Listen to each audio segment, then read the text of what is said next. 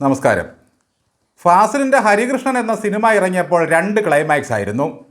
ഹിന്ദുക്കൾ കൂടുതലുള്ള സ്ഥലത്ത് ലാലിൻ്റെ കൃഷ്ണൻ മീരയെ കെട്ടി, മലപ്പുറത്തും കോഴിക്കോട്ടുമൊക്കെ മമ്മൂക്കയുടെ ഹരി മീരയെ കെട്ടി.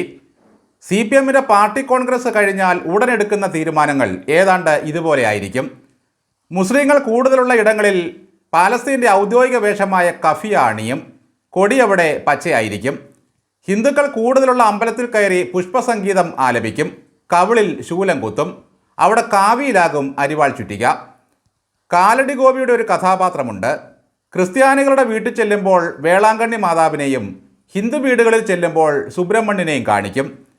കഫിയ ധരിച്ച് പിണറായി മുതൽ ചിന്താ ജെറോം വരെ അണിനിരന്ന മധുരയിലെ സമ്മേളന നഗരി കണ്ടാൽ ഇസ്രയേലിന് പീരങ്കി പോയിട്ട് പൊട്ടാസ് പോലും കൈകൊണ്ട് തൊടില്ല. ഈ സമ്മേളനം കണ്ട പാലസ്തീൻ രോമാഞ്ചമണിഞ്ഞിരിക്കുകയാണ്. നമുക്കും ചോദിക്കാനും പറയാനും ഒരാളായല്ലോ എന്ന ആശ്വാസമാണ് അവർക്ക്. ബൃന്ദാക്കാരോട്ടൊക്കെ മുഷ്ടി ചുരുട്ടി ഐക്യദാർഢ്യം പ്രകടിപ്പിച്ചത് കണ്ട് പലസ്തീൻ കണ്ണീരണിഞ്ഞു കാണണം. പി രാജീവ് കഫിയ തലയിൽ കെട്ടിയത് കണ്ടപ്പോൾ യാസർ അറാഫത്തിനെ ഓർമ്മ വന്നു. ഈ പടമെടുത്ത് ആരെങ്കിലും അമേരിക്കയിലേക്ക് അയച്ചു കൊടുത്താൽ ആത്മനിഷ്ഠ ഘടകവും ചുമന്ന് മേലിൽ ഇനി രാജീവ് അമേരിക്കയിൽ കാലുകുത്തില്ല. പിണറായി കഫിയ തോളിലേ ഇട്ടുള്ളൂ.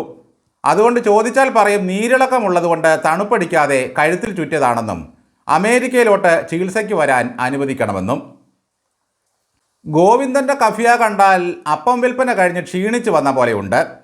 പലസ്തീനും പൊന്നുമോൾക്കും പാർട്ടി ഐക്യദാർഢ്യം പ്രഖ്യാപിച്ച് സമ്മേളനം നാളെ അവസാനിക്കും. ഐക്യദാർഢ്യ പ്രസംഗം നടത്തിയ ബേബി തന്നെ സെക്രട്ടറി ആയാൽ ചിന്താ ജെറോമൊക്കെ കൊല്ലത്ത് ട്രെയിനിൽ വന്ന് ഒരു ഇറക്കമുണ്ട്. അങ്ങോട്ട് പോയപ്പോൾ തീവണ്ടി ആപ്പീസിൽ കൊടുത്ത സ്വീകരണത്തേക്കാൾ കേമമായിരിക്കും ഇങ്ങോട്ടുള്ള വരവ്. കിലുക്കം സിനിമയിൽ രേവതി തീവണ്ടിയിൽ വന്നിറങ്ങുന്ന രംഗത്തോടെയാണല്ലോ ടൈറ്റിൽ തെളിയുക. ഇറങ്ങുമ്പോൾ ഒരു കിലുക്കമുണ്ട്. സമ്മേളന നഗരിയിൽ വേഷപ്രച്ഛന്ന മത്സരം, നാടൻപാട്ടാലാപനം, പുഷ്പസംഗീതാർച്ചന, സകുടുംബം എമ്പൂരാൻ സിനിമ കാണൽ എന്നിങ്ങനെ എന്തെല്ലാം രസങ്ങൾ നമ്മൾ കണ്ടു. ബേബിക്ക് പിന്തുണ ഉയർന്നു എന്ന് കേട്ടപ്പോൾ കരുതിയത് MA ബേബിയുടെ കാര്യമാണെന്നായിരുന്നു. പക്ഷേ സമ്മേളന നഗറിലെ യഥാർത്ഥ ബേബി പിണറായി പുത്രിയായിരുന്നു. ബേബി വീണയ്ക്കാണ് പാർട്ടി കോൺഗ്രസിൻ്റെ പരിപൂർണ പിന്തുണ. ജനറൽ സെക്രട്ടറി പദവി എന്ന് പറയുന്നത് അവിടുത്തെ ഓഫീസിൻ്റെ മാനേജർ പണി മാത്രമാണ്. കേരള ഘടകത്തെ വിമർശിക്കാനുള്ള അവകാശം ദേശീയ ജനറൽ സെക്രട്ടറിക്ക് ഇല്ലാതായിട്ട് കാലങ്ങളായി. കാരാട്ടിൻ്റെ കാലം മുതൽ അതാണ് കീഴ്വഴക്കം. സമ്മേളന നഗരിയിൽ രസകരമായ കാഴ്ച അവതരിപ്പിച്ചത് കണ്ണൂരിൽ നിന്നുള്ള P ജയരാജനാണ്. മൂപ്പരൊരു ബംഗാളി ഗായകനെ കൊണ്ടുവന്നങ്ങ് അവതരിപ്പിച്ചു. ഹം DYFI പുഷ്പനെ അറിയാമോ പാട്ടുവ എന്ന് പറഞ്ഞ് ഒരൊറ്റ പാട്ട്. പാട്ടിനൊപ്പം P ജയരാജൻ നിന്ന് ചുണ്ടനക്കുന്നത് കാണേണ്ടതായിരുന്നു. ഇപ്പോൾ കണ്ണൂരെ പാർട്ടിക്കാരിൽ ഈ പാവം P ജയരാജന് മാത്രമേ പുഷ്പനെ അറിയാൻ കഴിയൂ. പാടിയ പാവം ബംഗാളിക്ക് അറിയില്ലല്ലോ ആ പുഷ്പം എങ്ങനെ കൊഴിഞ്ഞു എന്ന്. മറ്റൊരു പാട്ടുകാരിയെ കണ്ടത് ചിന്തയ്ക്കും സ്വരാജിനും ശ്രീമതി ടീച്ചർക്കുമിടയിലാണ്.